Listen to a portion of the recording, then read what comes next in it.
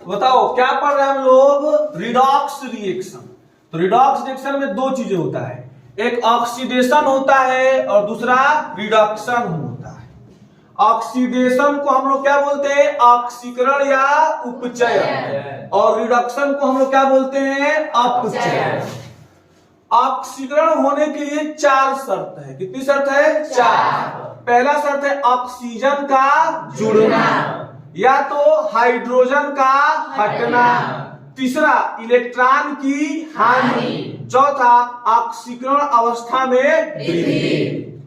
अपचयन के लिए भी वही चार शर्त है, बस उल्टा है। यहाँ पर ऑक्सीजन का जुड़ना है तो यहाँ पर ऑक्सीजन का हटना, यहाँ पर हाइड्रोजन का हटना तो यहाँ पर हाइड्रोजन का जुड़ना, यहाँ पर इलेक्ट्रॉन की हानि तो यहाँ पर इलेक्ट्रॉन की प्राप्ति, यहाँ पर ऑक्सीकरण अवस्था में वृद्धि तो यहाँ पर ऑक्सीकरण अवस्था में कमी। ऑक्सीकरण अवस्था क्या होता है? तो किसी परमाणु पर उपस्थित आवेश को ही उस परमाणु का क्या बोलते हैं? ऑक्सीकरण अवस्था। कोई आयन है तो उस पर जो आवेश है वही उसका क्या कहलाता है? ऑक्सीकरण अवस्था। एग्जाम्पल से समझते हैं, यहां पर हाइड्रोजन और ऑक्सीजन मिलकर के पानी बना रहे हैं, H2O बना रहे हैं। चलो हम लोग देखते हैं कि किसका क्या हो रहा है। ऑक्सीकरण का मतलब क्या होता है? ऑक्सीजन का जुड़ना। तो इस पानी में, पानी के अणु में ऑक्सीजन किससे जुड़ रहा है? हाइड्रोजन से। तो जिसमें ऑक्सीजन जुड़ेगा उसका क्या होता है? ऑक्सीकरण। तो हाइड्रोजन का क्या हो रहा है? ऑक्सीकरण। अच्छा, अगर ऑक्सीकरण हो रहा है तो इलेक्ट्रॉन की हानि होनी चाहिए कि इलेक्ट्रॉन की प्राप्ति होनी चाहिए? इलेक्ट्रॉन की हानि। देखो, जब H2O का हम स्ट्रक्चर बनाएंगे तो इसमें ये दो हाइड्रोजन है, एक ऑक्सीजन है। इस सहसंयोजी बॉन्ड को बनाने में एक इलेक्ट्रॉन अगर हाइड्रोजन का होगा तो दूसरा इलेक्ट्रॉन किसका होगा? ऑक्सीजन का। अगर एक इलेक्ट्रॉन ऑक्सीजन का है तो दूसरा इलेक्ट्रॉन किसका है? हाइड्रोजन का है। बताओ विद्युत ऋणात्मकता किसकी ज्यादा होती है? ऑक्सीजन की। तो जैसे ही हाइड्रोजन से ऑक्सीजन जुड़ करके पानी बनाया तो यह ऑक्सीजन ज्यादा विद्युत ऋणात्मक है, नतीजा इलेक्ट्रॉन युग्मों को अपनी ओर ज्यादा खींचेगा।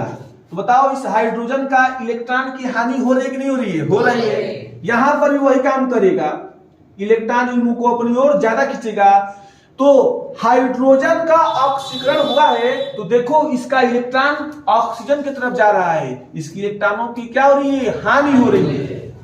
तीसरी शर्त, ऑक्सीकरण अवस्था में क्या होती है? वृद्धि होती है। जब हाइड्रोजन था अलग तो ऐसे था, इस हाइड्रोजन और इस हाइड्रोजन का दोनों का एक एक इलेक्ट्रॉन बीच में था।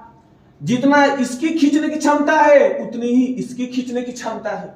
नतीजा इलेक्ट्रॉन युग्म बिल्कुल बीचों बीच है, इसके ऊपर भी ना कोई आवेश है और इसके भी ऊपर कोई आवेश नहीं है। ओवरऑल आवेश क्या है? जीरो है।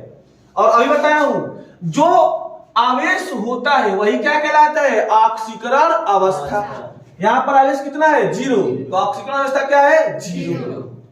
जब यह पानी बना रहा है तो जब इलेक्ट्रॉन इसका ऑक्सीजन खींच लिया है तो इसके ऊपर धन आवेश आ गया है और ऑक्सीजन के ऊपर क्या आ गया है? ऋण आवेश। फिर इस हाइड्रोजन का भी धन आवेश और इसके ऊपर ऋण आवेश। तो ओवरऑल इसके ऊपर कितना ऋण आवेश आ गया? -2। बताओ यहां पर हाइड्रोजन का ऑक्सीकरण अवस्था 0 और यहां पर हाइड्रोजन का +1। जो आवेश होता है वही ऑक्सीकरण अवस्था होती है। यहां पर ऑक्सीकरण अवस्था 0 से +1, वृद्धि हुई कि कमी हुई? वृद्धि हुई। देखो लिखा है ऑक्सीकरण अवस्था में वृद्धि। तो ऑक्सीकरण का ही नियम है कि अगर ऑक्सीकरण होगा मतलब ऑक्सीजन जुड़ेगा, इलेक्ट्रॉन की हानि होगी और ऑक्सीकरण अवस्था में वृद्धि होगी। ऐसा क्यों? अरे यार, ऑक्सीजन जुड़ रहा है, वह ऑक्सीजन मोर इलेक्ट्रोनेगेटिव एटम है, इलेक्ट्रॉन खींचने की क्षमता ज्यादा है, तो जिससे जुड़ेगा उसके इलेक्ट्रॉन खींचेगा तो उसके इलेक्ट्रॉन की हानि होगी। अगर इलेक्ट्रॉन की हानि होगी तो ऑक्सीकरण अवस्था बढ़ेगी। ऑक्सीजन का क्या हुआ? देखो अब हम लोग पढ़े अपचयन। अपचयन को दूसरे बोलते हैं रिडक्शन। क्या बोलते हैं? रिडक्शन। हमारे तरफ ध्यान होना चाहिए। अभी ऑक्सीजन ऑक्सीजन दोनों जुड़े हैं, तो जितना इलेक्ट्रॉन खींचने की क्षमता इस ऑक्सीजन को है उतना ही इस ऑक्सीजन को है। इलेक्ट्रॉन वो बीचों बीच रहेंगे, नतीजा किसी के ऊपर कोई आवेश नहीं आएगा, तो आवेश कितना रहेगा? 0। लेकिन उसी ऑक्सीजन का यहां पर देख लो ऑक्सीकरण अवस्था कितनी होगी है? -2। 2 हाइड्रोजन खींचा एक ऑक्सीजन का परमाणु, तो -2। पहले 0 अब -2 हो गया। बताओ इसमें हाइड्रोजन जुड़ रहा है, और हाइड्रोजन का जुड़ना क्या कहलाता है? अपचयन। जब इसमें हाइड्रोजन जुड़ा तो अपना इलेक्ट्रॉन दिया भी, तो मतलब इस ऑक्सीजन को इलेक्ट्रॉन की प्राप्ति हुई कि नहीं हुई? हुई। यहां पर लिखा हूं इलेक्ट्रॉन की प्राप्ति। और 0 से -2 आवेश, 0 से -2 कम हो रहा है कि ज्यादा हो रहा है? कम हो रहा है। ऑक्सीकरण अवस्था में कमी आ रही है, देखो लिखा हूं ऑक्सीकरण अवस्था में कमी। तो कुल मिलाकर के हाइड्रोजन का क्या हुआ? ऑक्सीकरण। और ऑक्सीजन का क्या हुआ? अपचयन। क्या हुआ? अपचयन। मैं तुम लोगों से बताऊं कि अपचयन कराने वाले को, मैं लिखा था कल कि अपचयन कराने वाले को अपचायक कहते हैं। क्या कहते हैं? अपचायक। अपचयन कराने वाले को क्या कहते हैं? अपचायक कहते हैं। और सुनो, मैं ये बात बोला था कि अपचयन कराने वाले को क्या कहते हैं? अपचायक। तो इस ऑक्सीजन का अपचयन हुआ है तो कौन करा है? हाइड्रोजन तो अपने इलेक्ट्रॉन दिया ना, तो अपचायक हुआ कि नहीं हुआ? और जो अपचायक होता है उसका ऑक्सीकरण होता है। देखो यहां पर इसका ऑक्सीकरण हुआ कि नहीं हुआ है? तो मैं ये पॉइंट लिखवाना छोड़ दिया था कि ये तो तुमको बताया था कि जो अपचयन कराता है उसको क्या बोलते हैं? अपचायक। और जो अपचायक होता है उसका क्या होता है? ऑक्सीकरण। तो तुम लड़की, तुम वो बात जो लिखी हो वो सही लिखी हो, तो वो दूसरी बात है, और मैं जो बताया था वो दूसरी बात है। अब दोनों को मैं एक साथ लिख रहा हूं।